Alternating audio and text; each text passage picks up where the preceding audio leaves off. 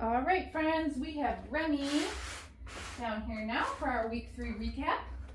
Everybody's running around. They're moving this mat all over the place. Okay, so we're going to go through, I'm going to show you the new stuff that we introduced to them this week. Also quickly recap our other skills from the last 2 weeks. What's up, buddy? What's up? Are you ready to play? The first thing that we're going to do is start him in his harness and the leash. Right off the bat, I'm going to show you how we introduce the leash to these baby puppies. So I've got his harness here, and the leash is already attached. I don't know if you can see that. Hopefully you can. You'll see it when I put it on him. Are you just ready? He's always ready for the food. He's like, food please. Maybe I'll play after I get some food in my belly. They do get a small breakfast on training days just to make sure that they're motivated, which is also like great for when the puppies go home too. My training sessions revolve kind of around meal times because you know the dog is going to be hungry at mealtime. So before you set their food dish down, grab some of the Vita Essentials or whatever you're using for training and do a few training exercises first before you set their actual meal down, okay? All right, so let's get started here. Just my little 2 cents about that. Come here, Remy. Yeah, there's some food. Good boy. So I'm going to go ahead and just scoop him right up. We're going to get him dressed in his harness just as we have been.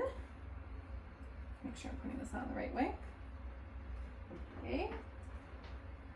Let's see. I feel like, are you the smallest? This harness is just starting to get snug on everybody. Oh, little wiggly. That's okay. We just wait till he relaxes. Oh, good boy. Okay, let's do our little snap. I'm not going to drop you. Oh my goodness. This is the most wiggly that Remy's been for his harness. Okay. Oh. So if they're wiggly when I'm getting them dressed, I'm not going to put them down because I don't want him to learn that that works. I'm just going to give him a second. Oh, you're so okay, puppy. And just let him relax in my arms. Then I'll just keep going. Okay, little snap. That's what gets you down. Good job. Yay, good boy. All right, so now that he's all dressed, I'm just going to grab some food. And just like last week, we're going to start with a little flying cookie game. So he can just drag the leash a little bit and just realize he's kind of connected to something. Okay. I'm going to reset him away. Let him eat that. Remy. Yeah, good boy. Super dog. Okay. Remy. Yeah, good job. Okay. No one went in the corner. Can you get it? It's right up against the thing. You can get it. It's right here. Okay. Remy. Wow. I feel like these dogs really know their names now, which is great. Okay. This time when I call him back to me, I'm going to pick up the leash, okay? So I got food in this hand. Did you? Oh, there it is. Remy. Good. So this hand, I'm just going to pick up the leash. Nice loose leash. And I'm just going to use the food to lure him. Just like we did in week 1, okay? Yes, good boy, Remy. Super job. So every few steps, he gets a click and a cookie. Look it, now we're just going to turn around. We're going to walk straight together. Good boy. Every few steps.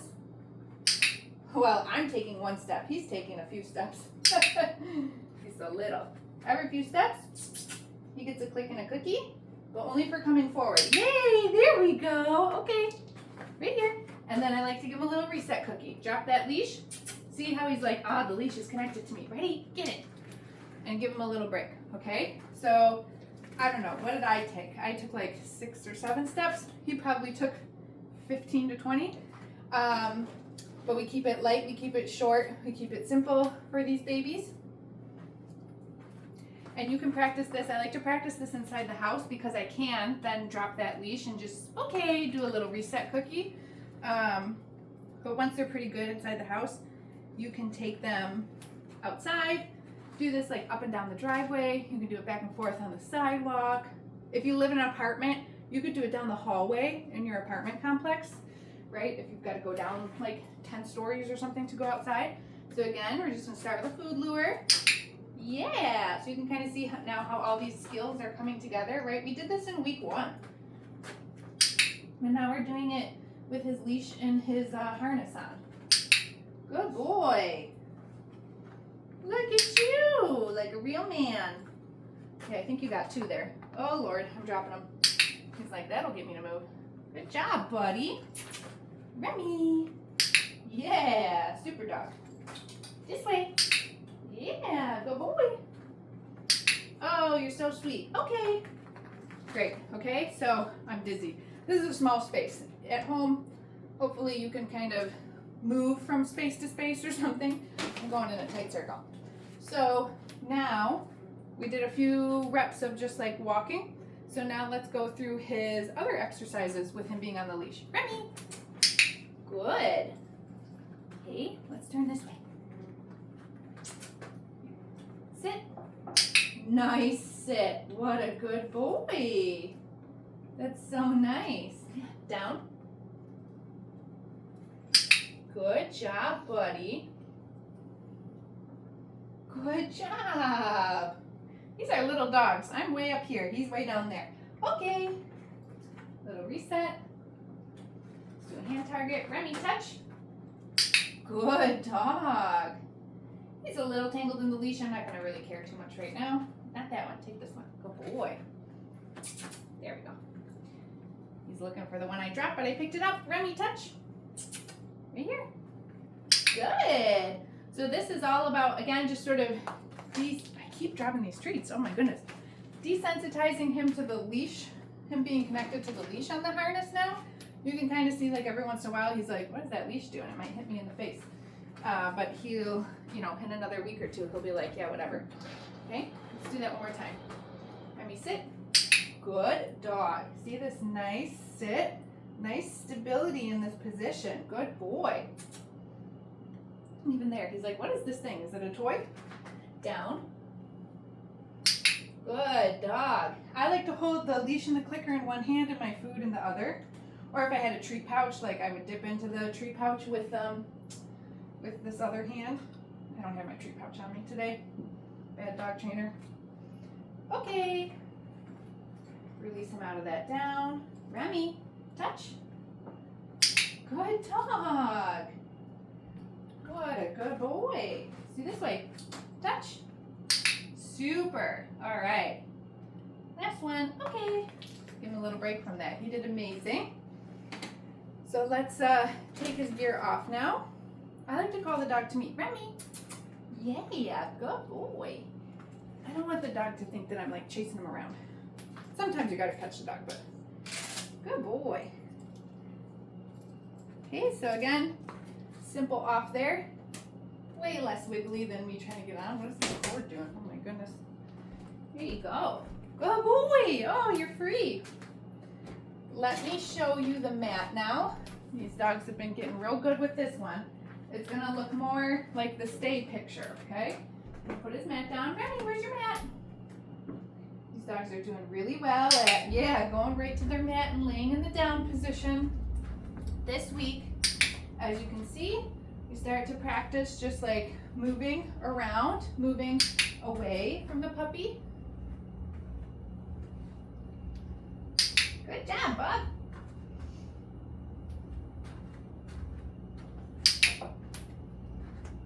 So now you can see he's staying, holding this position.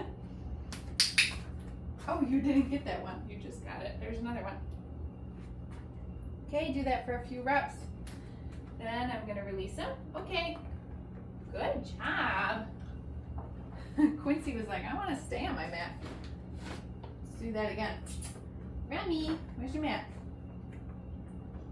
Wow, you're so smart. Look at his little bum's hanging off, so I'm just going to put the cookie here. Like he did it. I want to reward him, but I'm strategically going to put the cookie up there so he just scoots himself forward a little bit. Okay?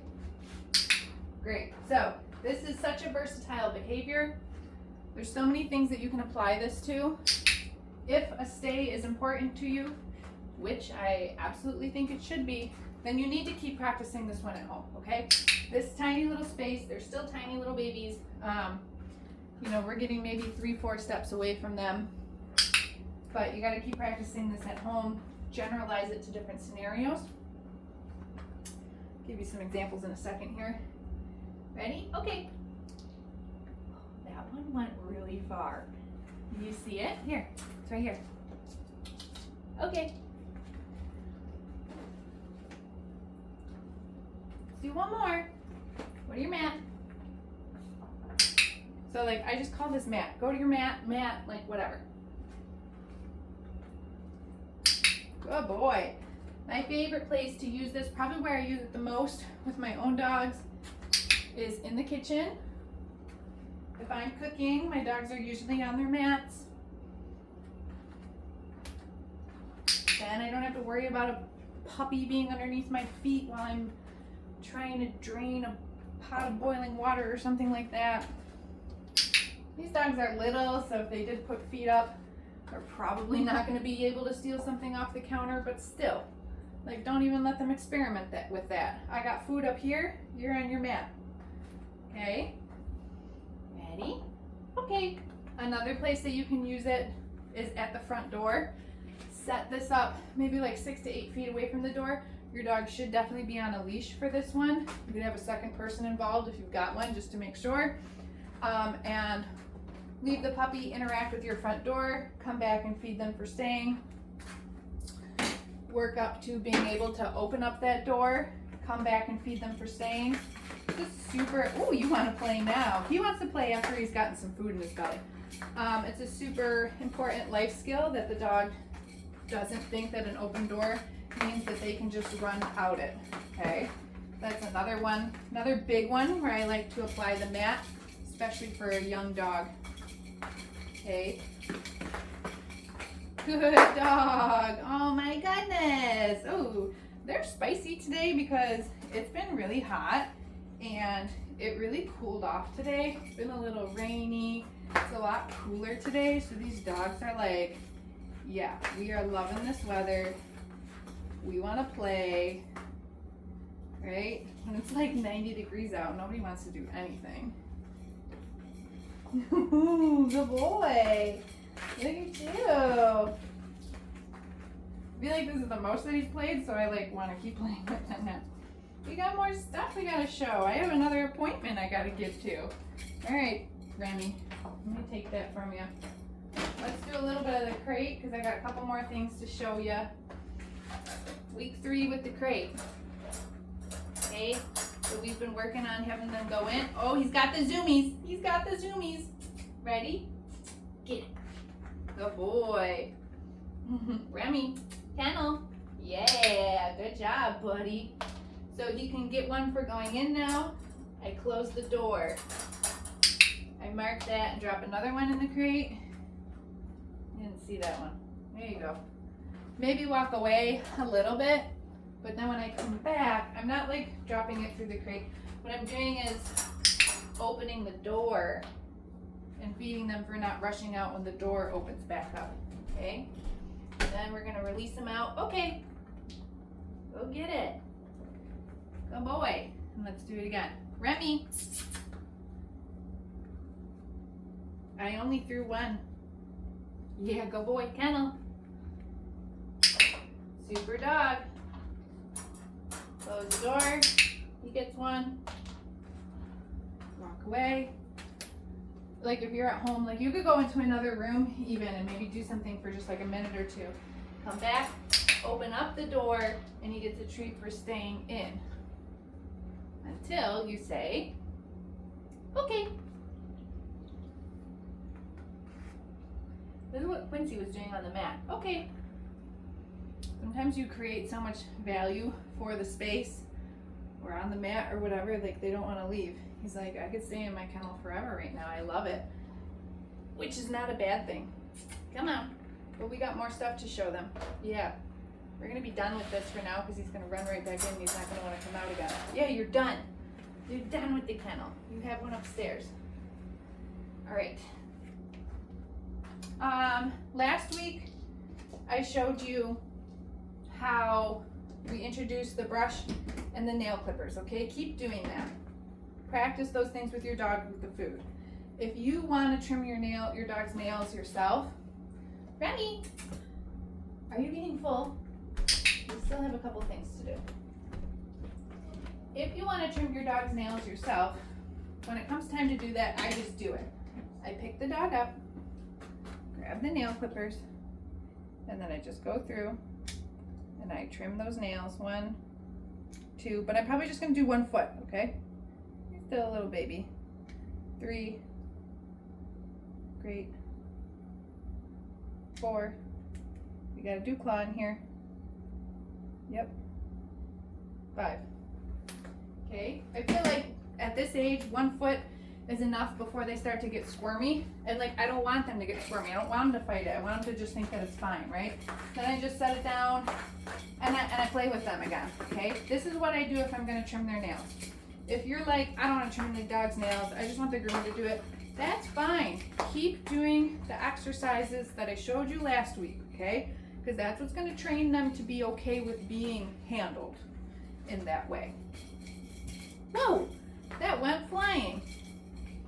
Even if you are trimming your dog's nails, when it comes time to trim them, do just like that.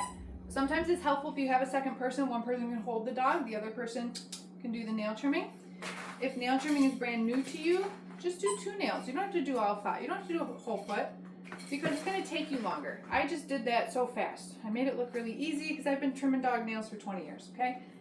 If you've never trimmed a dog's nails before, just do 2 because it's going to take you a long time. You got to find the nail in their hair. Maybe you got to put your glasses on. Make sure you're not cutting too far. Just take the tip off, okay? Then set the puppy down and play with them. Keep it to a period that they're not struggling against you.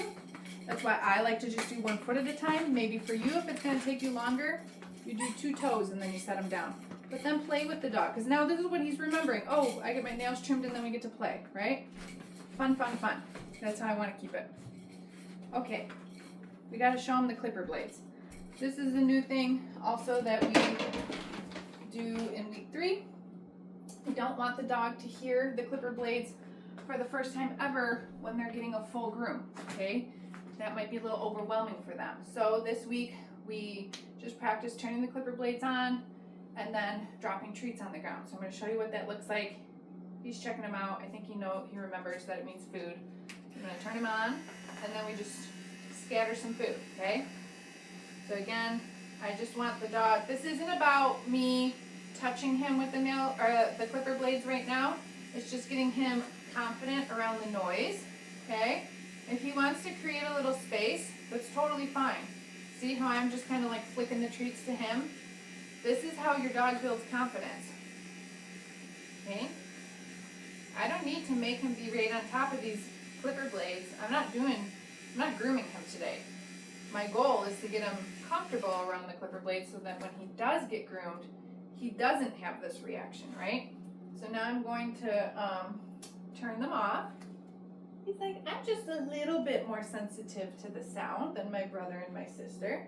I like keep practicing this with him at home. If you don't have clipper blades, like I'm sure you can find a cheap pair on Amazon or at the store or whatever. Or you could also use a toothbrush. Like I will use a toothbrush and put it in a Ziploc bag so I'm not getting dog hair on it, right? If I want to put it on the ground or something. But yeah, anything that just kind of like makes this noise. Okay? So those turn on. Then we scatter the cookies. And it like took him a second. He was like, oh, there's that noise again. But he's like, no, I feel comfortable enough to get up and get these treats. Right? Yummy.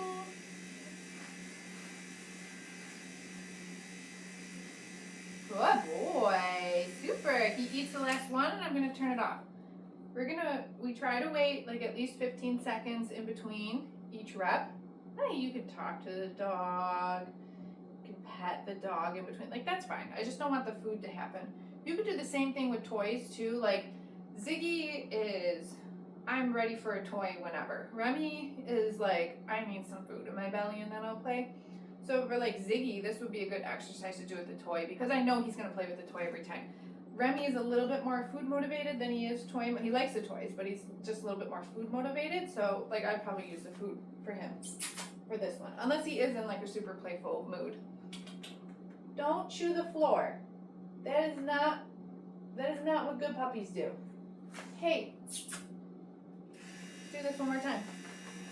And again, I'll usually do this like maybe in reps of 3. Try not to do any more than like 2 or 3. Because I don't care how much food you have, like at some point the dog's gonna be like, alright, this is just annoying. Okay? Hey honestly, I kind of am slowly throwing the treats maybe a little bit closer to it, but again, like, he doesn't need to get right on top of it. You work with the dog with where they're at. You keep doing this, and like in another week, he'll be like, whatever, this is fine. Yeah, I know, it's a funny noise. I got one more. You can have this. Let's see, like that one's a little close. He's like, I'm gonna eat this. But I don't know if that thing's gonna jump up and get me. I give him that last one, and then he's gonna turn it off. And you can even leave him on the ground so we can go up and investigate him if he wants, when they're off and all that stuff. Okay. So, anyways, Remy did fantastic. He did great over these last 3 weeks. All these puppies did, honestly, in the litter. So he's gonna make somebody a good puppy. Hopefully you've got your Zoom lesson booked. If not, shoot us an email. We'll help you get that scheduled. And we'll see you then, okay? Say bye, Remy.